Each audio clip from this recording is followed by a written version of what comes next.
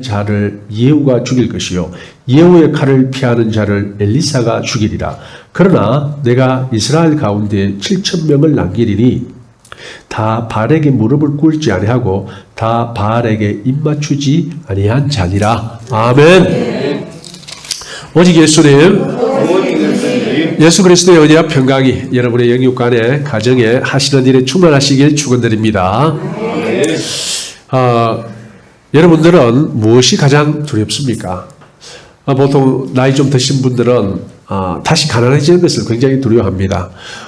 젊었을 때 결혼 처음 했을 때는 힘든 줄 모르고 열심히 살아서 그래도 어느 정도 이제 삶을 안정화시켰는데 다시 옛날처럼 살아라 하면 난 어쩔까 이런 분들이 좀 많은 것 같아요. 그 밖에도 여러 가지 두려움이 있습니다. 그리고 가장 원초적인 두려움은 죽음이에요. 생명을 잃는 것이 가장 두려운 것입니다. 그래서 형벌에서도 가장 큰 형벌이 뭡니까? 죽음이죠. 예, 죽음입니다.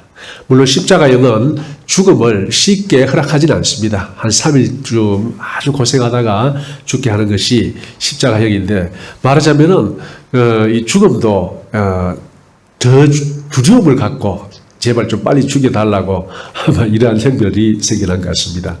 자, 그러면은 오늘 여러분들 엘리야가 누군지 아십니까? 이 고대에 이 선지자, 예언자라 하면은 엘리야입니다. 그리고 최고의 지도자라 하면은 모세고, 그리고 최고의 민족 지도자죠. 그리고 왕이라 하면은 다윗이죠. 이렇게 해서 말하자면은요, 이스라엘을 대표하는 인물이 바로 엘리야입니다. 그 중에 한 분이. 그리고 예수님께서 호렙산에 변화산에 쓰셨을 때도 그때 누가 있었습니까? 예, 엘리야와 모세가 나타났습니다. 한마디로 엘리야가 이 선지자를, 이스라엘의 선지자를 대표하는 위대한 인물입니다. 그리고 또 이 마지막 때에 엘리야가 나타난다고 했죠. 예, 그렇게 엘리야가 나타난다는 것은 한마디로 마지막 때의 위대한 하나님의 종이 다시 나타난다. 이제 그러한 의미로 말씀드리는 겁니다. 그런데 오늘 이 본문을 이래 보면요, 엘리야가 왜 이랬을까? 왜 이랬을까? 이런 생각이 좀 듭니다. 물론 심리학자들은 심리학적으로 여러 가지로 분석할 수 있겠지만 오늘은 이 본문을 중심으로 해서 엘리야가 어떻게 이런 일을 했는지 한번 살펴보겠습니다. 먼저 이 성경에 엘리야에 대해서 나오는 것은 이 사르밧 과부 이야기에서부터 시작됩니다. 사르밧 과부. 사르밧 과부에게 엘리야가 갈 때 엘리야가 무엇을 선포하냐면요, 바로 가뭄을 선포합니다. 가뭄을 선포하고 이제 그 시냇가에 숨어서 까마귀가 갖다 주는 고기를 먹고 시냇 물을 마시고 있다가 시냇 물이 마르니까 이제 하나님께서 이제 사르밧 과부에게 보냅니다. 그래서 사르밧 과부도 가뭄 때문에 먹을 것이 없어요. 그래서 마지막으로 남은 밀가루로 가지고 떡을 해먹고 아들과 함께 죽으려고 이제 작정을 한 사람이에요. 그런데 거기 가서 이제 야, 니 먹기 전에 떡 하나 만들어서 내다오 그러잖아요. 그래서 갖다 줍니다. 왜요? 하나님의 종이라고 인정했기 때문에 그래요. 그리고 약속합니다. 만약 그렇게 한다면은 너희 이 기름과 밀가루가 떨어지지 않을 것이다. 실제로 그렇게 했어요. 예, 그런 기적이 일어나죠. 또 어떤 기적이 일어나느냐? 사르밧 과부의 아들이 갑자기 죽어버립니다. 그러니까 이 사르밧 과부가 이제 엘리야에게 찾아와서 원망을 합니다. 내가 차라리 그때 내가 죽으려고 할 때 놔뒀으면은 오늘날 이 아들이 죽는 이런 가슴 아픈 일은 없었을 텐데 왜 우리를 살려줘서 이렇게 괴롭게 하느냐 하니까 또 기도를 해서 그 아들을 살려냅니다. 그때서야 당신은 참 이 하나님의 선지자인 줄 내가 믿는다, 그런 대목이 나옵니다. 그리고 이제 3년이 지나서 이제 다시 이제 자기를 드러냅니다. 드러내는데 왕에게 드러내죠. 그죠? 그래서 이제 왕에게 제의를 합니다. 누가 참신이냐 하면서 너희들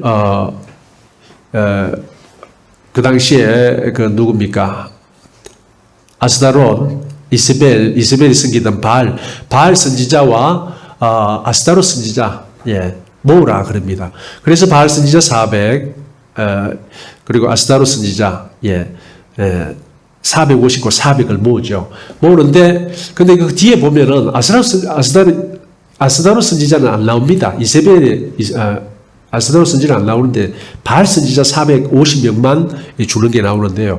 어찌됐든 간에 송아지 2마리를 가지고, 이제 이 각을 떠서 벌려놓고, 정말 참신이라면은 하늘에서 불을 내려서 이것을 흠양할 것이다, 받을 것이다. 이렇게 대결을 합니다. 그래서 오전부터 저녁 시간까지 아무리 그들이 바알 선지자들이 자해를 해가면서 그렇게 해도 아무 소용이 없는 거예요.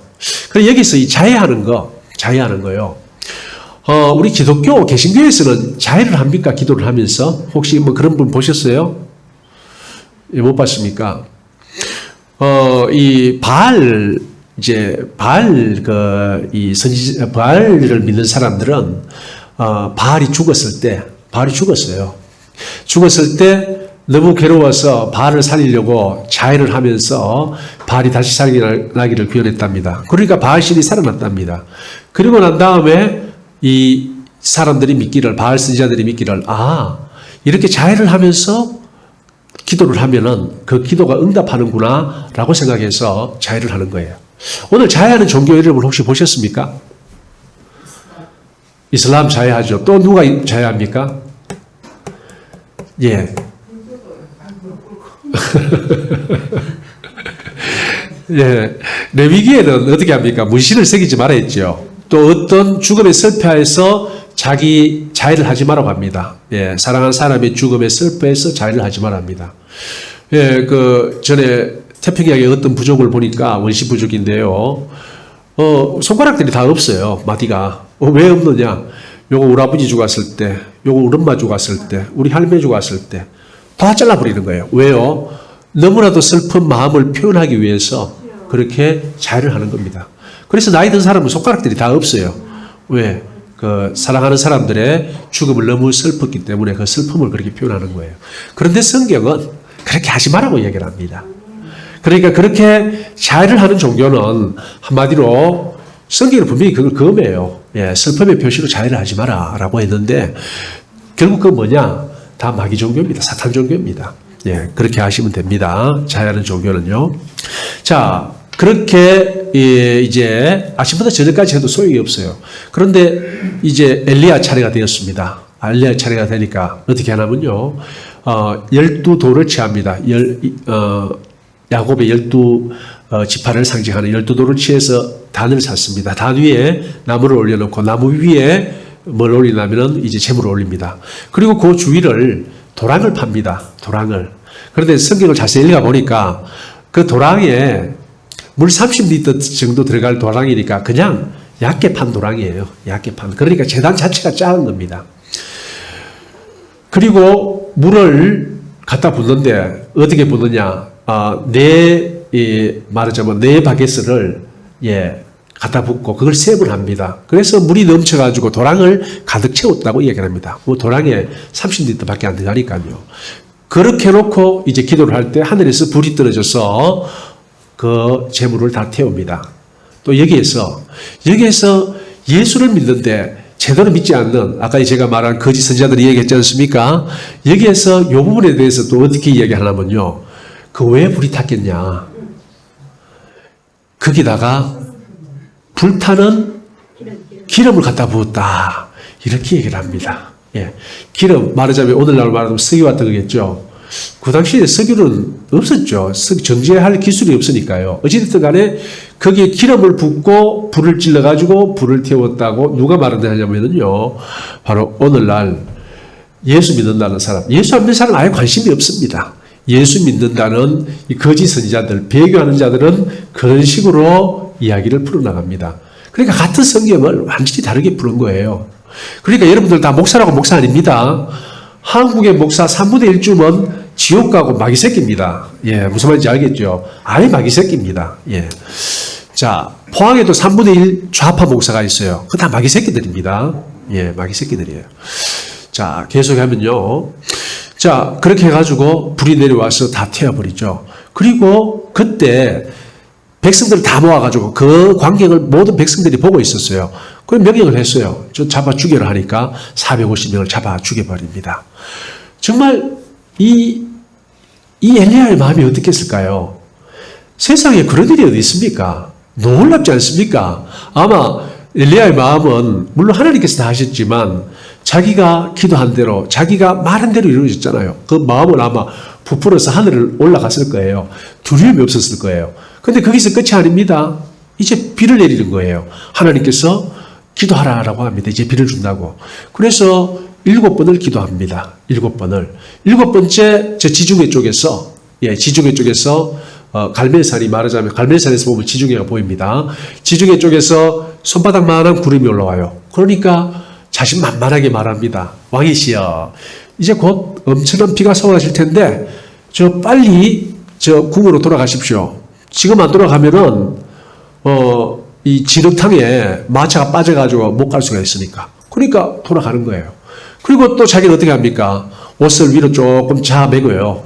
그 사람들은 이 치마 같은 옷을 입었거든요. 원피스를. 그러니까 그걸 입고 못 뜁니다. 그래서 좀 올려가지고 묶습니다. 그러니까 뭐 무릎이나 이렇게 나오도록, 허벅지까지 나오도록. 그리고 그 성경에 보면은 하나님의 능력을 입어서 달렸다고 했는데 달려버리니까 어떻게 됩니까? 예, 그 마차를 앞질러 가버렸어요. 여러분들, 저는 오토바이 탈 줄 몰라요. 그런데 자전거를 타고 가는데 등에서 바람을 맞으면요 너무너무 기분 좋아요. 가볍게 밟아도 자기가 쫙 달려나갑니다. 근데 반대로 돌아올 때 힘들더라도 달려갈 때는 너무너무 기분 좋아요.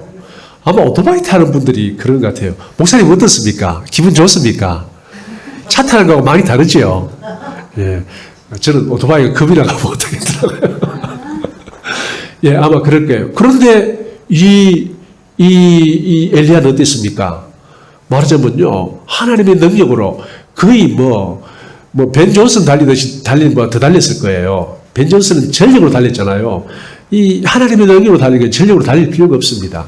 그냥 걸음을 뛰는데 거의 무중력 상태로 그냥 휙 날아가듯이 아마 달려갔을 겁니다. 성경에 그렇게 나와 있어요. 놀라운 일이죠. 그 구문을 한번 볼까요?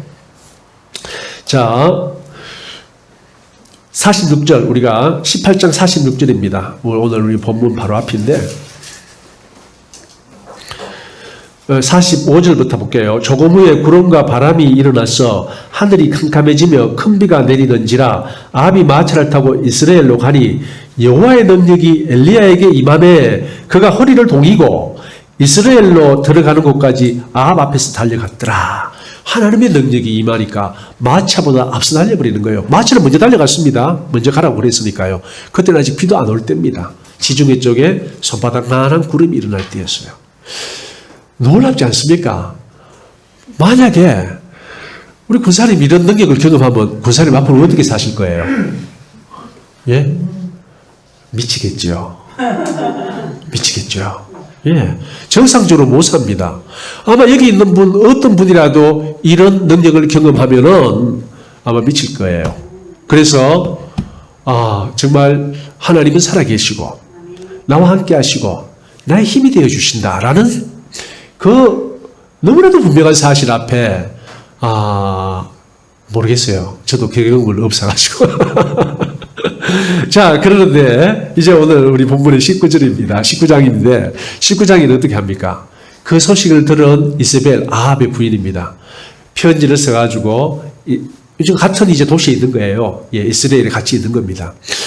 그거 보냅니다. 뭐라고 보냅니까? 내일 요 시간까지 네 목숨 붙어 있으면 하나님께서 하나님이 아주 신이 자기 믿는 신이죠. 바알 신이 내 위에 벌을 내리기를 원한다. 이게 뭡니까? 자기의 목숨을 걸고 너를 죽여버리겠다. 이 이야기를 하는 거죠.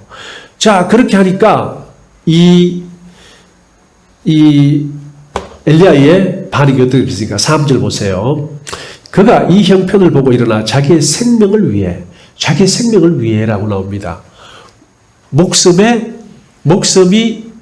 달아나는 목숨을 잃는 것에 대한 두려움을 느낀 거예요. 예. 두려움을 느꼈습니다.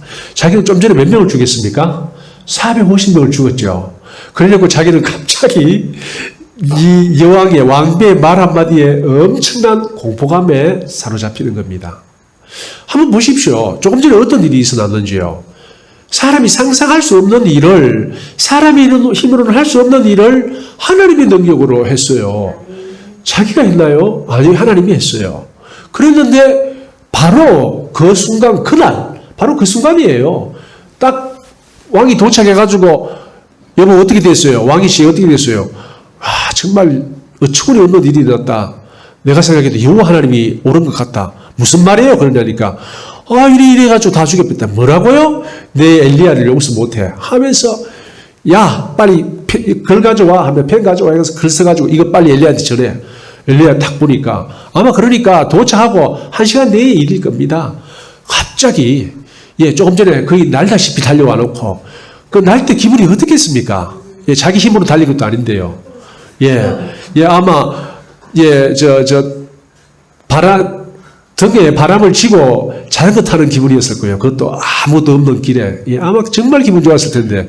그런데 그 바로 다음에 나 이제 죽었구나 하고 엄청난 두려움에 빠져버리고 맞은 거예요. 그래서 바로 도망갑니다. 그날 도망가요. 그 말. 바로 놀라운 기적을 경험한 그날 도망갑니다. 유다에 속한 브엘세바에 이르러 어디까지 가버립니까? 유다까지 가버립니다. 여기는 이스라엘이에요. 이스라엘과 유다는 두 나라예요. 비록 같은 민족이지만 이미 두 나라로 갈려서 함부로 넘어가지 못합니다. 넘어가면 침공이 되니까 안 넘어가요. 아예 이스라엘 군이 따라오지 못하도록 유다로 도망가 버리는 거예요. 그리고 사원을 거기서 머물게 하고 4절 자기 자신은 광야로 들어가 하루 길쯤 가서 한 로뎀나무 아래에 앉아서 자기가 죽기를 원하여 이르되 여호와여 넉넉하니 지금 내 생명을 거두시옵소서. 나는 내 조상들보다 낫지 못하나이다. 정말로 이스라엘에서 그래 내 죽이라 이랬으면 얼마나 좋았겠어요. 그러면은 모르긴 몰라도 한 성경의 3장쯤이 더 이 엘리야의 사건이 연결될 겁니다. 그러면은 이제 엘리야는 명실공히 모세를 능가하고 다윗을 능가한 아마 이 구약의 1인자가 됐을 텐데 막 지금은 투톱으로 가고 있습니다. 원톱이 못 됐습니다. 왜 그랬습니까? 이제 여기 와가지고 이제 죽기를 원하는 거예요. 하나님 이제 저 죽여주십시오. 이거 가만 보니까 거짓말이죠. 아무리 봐도 죽여달라는 말이 거짓말이에요. 왜요? 조금 전에는 죽음이 두려워 도망왔어요. 그리고 이거 며칠 안 됩니다. 그 밤새 그 나라는 바로 인접한 나라이기 때문에 금방 넘어올 수 있어요. 와가지고 보내놓고 광야로 들어가서 이제 하는 말, 하나님 저 죽는 게 낫겠습니다. 제발 좀 저 죽여주세요. 하나님이 안 죽이는 줄 알고 있었어요. 그래서 이런 말을 하는 거예요. 하나님의 마음을 하나만 알고 둘은 몰랐어요. 차라리 그 장소에서 그래 네가 날 죽일 수 있다고 하나님이 허락지 않으면 나는 결코 죽지 않는다. 내 목숨은 하나님 손에 달렸다. 이런 생각이 전혀 안 났던 거예요. 그래서 결국은 어떻게 됩니까? 죽여달라고 말합니다. 5절 로뎀나무 아래에 누워 자더니 천사가 그를 어루만지며 그에게 이르되 일어나서 먹으라 하는지라. 본적 머리맡에 숯불에 구운 떡과 한 병 물이 있더라. 이에 먹고 마시고 다시 누웠더니. 그러니까 여러분 이스라엘 광야를 저는 이스라엘 못 가봤지만 그 사진을 보면요, 정말로 풀 한 폭이 나무 한 그루 없는 그런 광야예요. 그런데 여기는 다행히 로뎀나무가 있었나 봐요. 이 로뎀나무는 저도 사진상으로 봤어요. 사진상으로 보고 동영상으로 봤고 했는데 이 가시가 나는 나무인데 그렇게 큰 숲을 제공하지도 그늘을 제공하지도 못해요. 아주 오래 사는 나무는 조금 커 보이더라고요. 그러니까 정말 우리 쪽에 있는 잎 많은 너티나무라든가 이런 나무하고는 비교도 할 수 없는 그러한 나무예요. 말하자면 그늘을 주는 것이요. 그런데 거기에 누워서 그러니까 이미 이 상태는 어떤 상태냐면 굉장히 지친 상태입니다. 이 물도 떨어졌고 먹을 것도 떨어진 굉장히 지친 상태예요. 사람이 먹을 것도 없고 또 먹고 마실 것이 없잖아요. 그게 처음에는 굉장히 배가 고파요. 그게 좀 더 지나가 보면 왜 되냐면요. 그 다음에 별 생각이 없어요. 먹고 싶은 생각. 그러니까 죽을 때쯤 되면은 고통이 없다는 말도 맞아요. 이때쯤 되면은 예. 그래서 영화 같은 거 보면요. 뭐 이렇게 피 흘리면서 정신을 놓잖아요. 놓으면 옆에서 때리잖아요. 뺨을 때리면서 정신 차리라고 그러잖아요. 그게 뭐냐면은 배고파도 마찬가지 현상이 일어납니다. 그러니까 생각할 수 있는 힘이 없어져 버려요. 오래 금식해 보세요. 뭐 금식 해보신 분들은 없겠죠. 오래 금식하면은 생각하는 힘이 확 떨어집니다. 그렇게 해서 어떻게 되냐면요. 책을 읽잖아요. 성경 보는 게 안 들어와요. 성경을 보거나 책을 읽는다는 것은 머리로 사고하는 거거든요. 사고를 하려면은 이 머리는 엄청나게 많은 에너지, 특히 탄수화물을 필요로 해요. 그런데 탄수화물이 끊겨가지고 완전히 이제는 몸속에서 바닥이 나버리면은 어떻게 됩니까? 그러면은 이 생각하고 하는 능력이 확 떨어집니다. 한마디로 생각 못 해요. 그냥 멍해집니다, 그냥. 예. 오래 금식한 사람, 머리가 초명초명하다고요? 멍해져 있습니다. 예. 물론 하나님의 은혜에 의하면은 뭐 이렇게 밝고 반짝반짝 할 수도 있습니다만은, 잠깐이죠. 잠깐이고, 뭐 머리에 이미 포도당이 다 소비되고 없잖아요. 이 뇌는 포도당만 소비하거든요. 예. 자, 계속 보겠습니다. 그러니까 이때는 한마디로 지정신이 아니에요. 이때는, 그러니까 처음에는 지정신이었는데 너무 두려움에 사로잡혔는데 이때쯤 되면은 이제 지정신이 아닌 겁니다. 왜요? 에너지가 없기 때문에 정상적인 어떤 판단을 못할 때입니다. 자, 계속 볼게요. 8절 이에 일어나 먹고 마시고 그 음식물의 힘을 의지하여 40주 40야를 가서 하나님의 산 호렙에 이르니라. 엘리야가 그곳 굴에 들어가 거기서 머물더니 여호와의 말씀이 그에게 임하여 이르시되 엘리야야 내가 어찌하여 여기 있느냐. 자, 이거 한번 보십시오. 묻습니다. 엘리야야 네가 어찌하여 여기 있느냐 이렇게 묻습니다. 그러니까 여기 이 어찌하여 여기에 있느냐라고 어찌가 들어가죠. 이게 여러분 좋은 의미 같습니까? 엘리야야 네가 참 잘했다 이런 의미가 아니죠. 야 여기는 네 있을 자리 아닌데 왜 여기 있느냐 이런 의미 아닙니까? 그렇게 들리잖아요. 그러니까 이제 뭐라고 말합니까? 10절 그가 대답하되 내가 만군의 하나님 여호와께 열심히 유별하오니 이런 이스라엘 자손이 주의 언약을 버리고 주의 제단을 헐며 칼로 주의 선지자들을 죽였음이오며 오직 나만 남았거늘. 요거 보세요. 오직 나만 남았다고 얘기를 합니다. 나만. 그들이 내 생명을 찾아 빼앗으려 하나이다. 여호와께서 이르시되 너는 나가서 여호와 앞에서 산에 서라 하시더니 여호와께서 지나가시는데 여호와 앞에 크고 강한 바람이 산을 가르고 바위를 부수나 바람 가운데 여호와께서 계시지 아니하며 바람 후에 지진이 있으나 지진 가운데도 여호와께서 계시지 아니하며. 자, 이거 보세요. 자, 굴에 있는 여호와께 하나님께서 이제 여호와 하나님께서 말씀하십니다. 너는 굴 밖을 나가가 산 앞에 서라 그럽니다. 그 나가 섰어요. 서니까 어떻게 됩니까? 바람이 지나가는데 크고 강한 바람이 지나가는데 산을 갈라버립니다. 그리고 보니까 영혼 안 계셔요. 이게 무슨 말입니까? 하나님께서 나타나가지고 큰 칼이나 도끼를 들고 산을 팍 쪼개는 게 아니에요. 그냥 하나님은 그분의 생각만으로 마음만으로도 그냥 산을 갈라버리는 거예요. 그러니까 산 하나를 가른다는 것이 어떤 의미입니까? 이건 말도 안 되는 일입니다. 말도 안 되는 일이에요. 한마디로 하나님께서는 어마어마한 인간이 측량할 수 없는 능력을 가지신 분이라는 것을 보여주는 거예요. 그리고 바람 위에 지진이 있으나 지진 가운데서도 있지 않다. 산을 갈라버리더만 이제는 온 대지를 흔들어 버리는 거예요. 흔들어 가지고 모든 게 흔들리고 넘어지게 하고 나무도 넘어지게 하고 산도 무너지게 하고 하는 분이라는 겁니다. 그 다음에 또 뭐 있습니까? 지진에 불이 있으나 불 가운데도 여호와 계시지 아니하더라. 그 다음에 불입니다. 예. 그러니까 하나님께서는 그분께서는 마음만 먹으면 무엇이든지 하는 분인데 이것을 보여주는 거예요. 그리고 불 위에 세미한 소리가 있는지라. 13절 엘리야가 듣고 겉옷으로 얼굴을 가리고 나가 굴 어귀에 서매 소리가 그에게 임하여 이르시되 엘리야야 내가 어찌하여 여기 있느냐. 자, 다시 한번 똑같은 말씀을 하십니다. 똑같이 묻습니다. 야, 니 와 있자 있노? 너 여기 있을 사람이 아니잖아. 지금 이스라엘하고 싸워야 되는데 왜 여기 있냐 이 말이죠. 그러니까 14절 그가 대답하되 요거는 한번 대답한 거지요. 10절 똑같은 대답을 합니다. 하나님께서는 지금 뭘 보여주셨습니까? 하나님은요, 거기 계시지 않다는 표현이 뭡니까? 하나님이 어마어마한 거인의 모습으로 1kg, 2kg 되는 거인의 모습으로 나타나서 뭐 1kg 되는 2kg 되는 칼을 들고 산을 가르고 하지 않았습니다.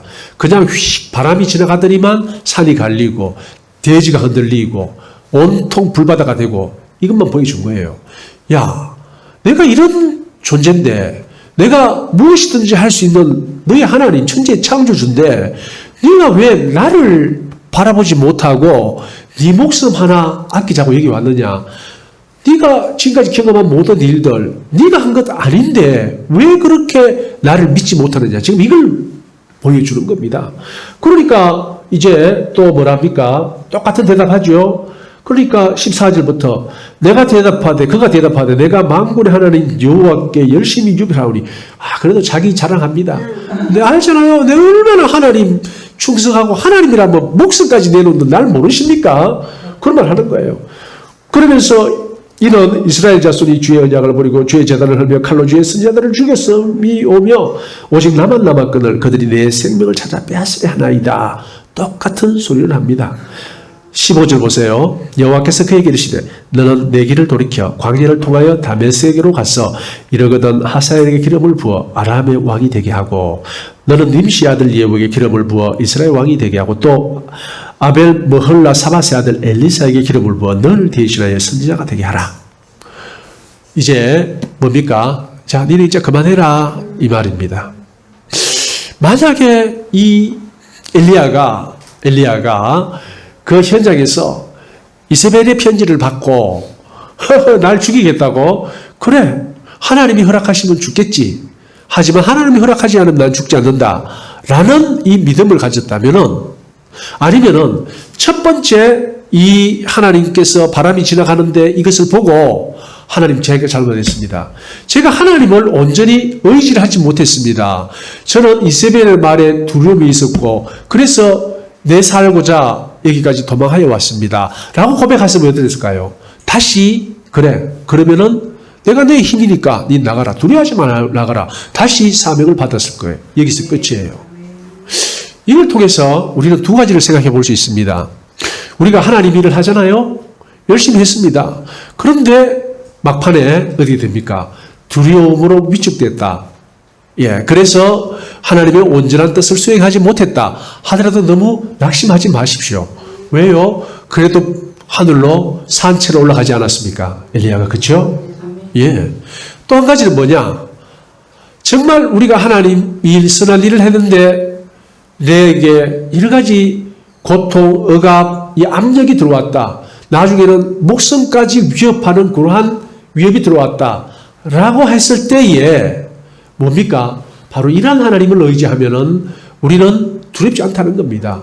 그러니까 죽는 환경도 죽음도 하나님께서 허락하지 않으면 결코 죽지 않는 법이에요. 예, 바로 그것을 보여줍니다. 여러분은 엘리야의 길을 따르겠습니까? 아니면 후자의 길을 따르겠습니까? 물론 여러분들은 엘리야보다 위대한 분들이니까 후자의 길을 따를 겁니다. 엘리야는 비록 죽음이 두려워서 도망갔지만 그리고 두 번 하나님께서 놀라운 모습을 보였을 때 핑계대었지만 아마 여러분들은 아마 결코 그렇지 않고 맞을 겁니다. 그죠? 죽이면 죽여라. 네가 날 죽일 수 있는지 한번 보자. 예. 예. 만약에 그런 선택을 했다면은 우리는 열왕기상에서 또는 더 긴 엘리야의 어떤 이야기를 보게 됐을 것입니다. 자, 그래서 18절 보십시오. 그러나 내가 이스라엘 가운데 7,000명을 남기리니 다 바라에게 무릎을 꿇지 아니하고 다 바라에게 입맞추지 아니한 자들아. 한마디 더 해줍니다. 뭡니까? 야, 니만 남았다고? 야, 니는 정말 니 중심으로 생각한다. 7,000명이 됐다. 7,000명. 니는 7,000명 중에 한 명이다. 이 이야기를 하십니다. 이 이야기 안 해도 되거든요. 그런데 이 어리석은 엘리야를 깨우쳐 주는 거예요. 야, 엘리야야, 니 나를 뭘로 보노? 내가 결국 또 이것을 우리에게 뭘 교훈을 주느냐? 우리가 안 해도요. 엘리사가 있습니다. 우리가 안에도 누가 있습니다. 그러니까 이왕이면은 더욱더 하나님이 기뻐하시는 일을 많이 하는 게 우리의 사명이라면 사명이거든요. 왜요? 이 땅의 삶은 한 번이고 그 다음은요, 이 땅의 삶에 의해 결정되는 영원한 삶입니다. 이왕이면 이 땅에서 더 많은 충성과 헌신을 통해서 더 많은 상급 보상을 받는 것이 우리의 기쁨 아닙니까? 예, 그렇게 봤을 때 엘리야는 참 안타까워요. 예, 이 한편으로 보면 하나님께서 다 이렇게 계획하셨다라고도 볼 수 있는데, 물론 그렇게 볼 수 있는 다른 내용들도 많은데 오늘 이 본문의 내용을 보면요, 그게 아니에요. 그게 아니고 하나님께서 좀 안타까워하는 내용입니다. 마지막에 18절도 야 이놈아 뭐 니 혼자뿐이라고? 니는 7,000분의 1이야. 7,000분의 1. 니 하나도 할 사람 뒤로 줄 쫙 써있다. 뒤에 나와서 엘리사가 나오지 않습니까? 엘리사도 놀라운 일을 했어요. 엘리사는요, 엘리야보다 더 놀라운 일을 했습니다. 적군이 쳐들어올 때마다 다 물리쳤던 놀라운 엘리사의 일이 나옵니다. 사랑과 은혜가 참 풍성하신 하나님께서 정말 우리 모두에게도 이러한 사실요, 뭐냐? 엘리사에게 함께 하셨던 하나님은 오늘날 동일하게 우리와 함께 하신다는 겁니다. 예. 엘리사에게 함께 하셨던 그 하나님은 당시에 사실 엘리사와만 함께 했습니다. 엘리사와만. 왜냐하면요, 그 당시는 모든 믿는 사람들에게 성령께서 함께 하셔서 그들의 삶을 인도하지 않았어요. 그거는 구약이었고 지금은 신약이에요. 하나님께서 그 약속의 말씀을 이 돌에 새겨가지고 주니까 이거 안 되는 거예요. 그래서 나중에 이제 어떻게 새깁니까? 마음에 비슷하게 새긴다고 하셨습니다. 그것이 바로 예수 그리스도의 복음이고 예수 그리스도께서 올라가시면서 약속하신 성령입니다. 그 성령님은 우리 심령 가운데 계시고 우리와 영원히 함께 하시면서 우리를 지키시고 보호해 주시고 인도해 주시는 거예요. 그러므로 말미암아 오늘날 우리는 엘리야보다 더 나은 환경 가운데서 신앙생활을 한다는 것입니다. 사랑하는 성도님들, 이 점을 명심하고 정말 두려워하지 마세요. 세상에 어떤 문제가 닥치더라도, 심지어는 목숨까지 위협하는 일이 닥치더라도 분명히 알아야 될 것은 하나님이 허락하지 않으면 나는 죽지 않는다. 내 목숨은 하나님한테 달렸지 나의 적 너한테 달린 것이 아니다 라는 사실을 바로 깨달아 아시고, 그리고 끝까지 주님께 충성하고 헌신하는 주의 종들, 주의 자녀들 다 되시기를 예수의 이름으로 축원드립니다. 아멘. 할렐루야. 아버지 하나님 감사합니다. 전능하신 아버지 하나님을 찬양합니다.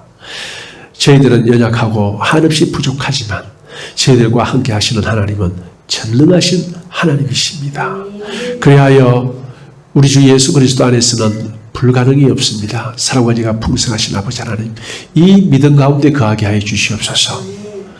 두려워하지 않고 우리 주 예수 그리스도 안에서 담대히 세상과 맞서게, 또 나의 삶과 맞서게 하여 주시옵소서. 예수 그리스도 이름 받들어 기도드리옵나이다. 아멘.